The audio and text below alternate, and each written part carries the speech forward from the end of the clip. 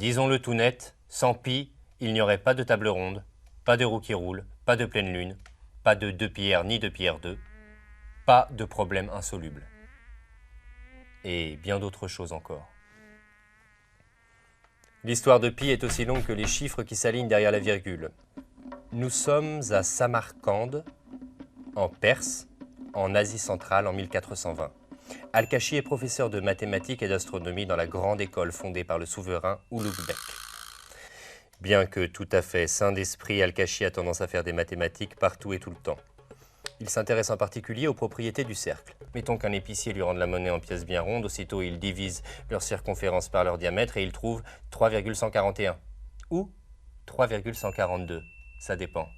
Supposons qu'il contemple la pleine lune par un beau soir d'été, il divise la surface par le rayon au carré, et là encore 3,142, tandis que le mois suivant 3,141.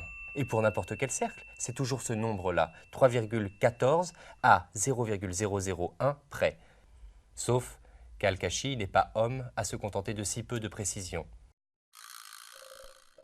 3,141 ou 3,142, il faudrait savoir. Comment savoir?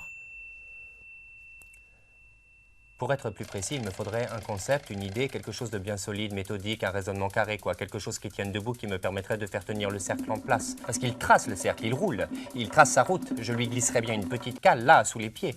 Quelque chose pour le stabiliser. Ou alors je pourrais l'enfermer dans un carré.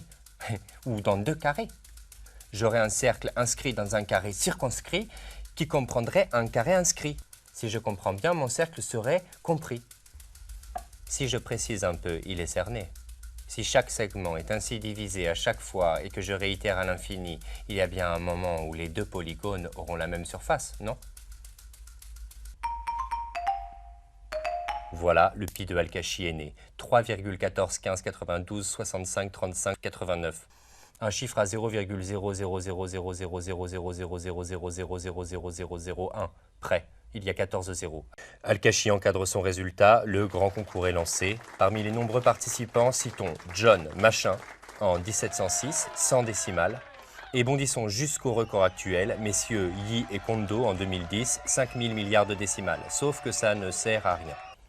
Parce que pour calculer la circonférence d'un cercle, 2πr et sa surface πr2, 4 ou 5 décimales, ça suffit.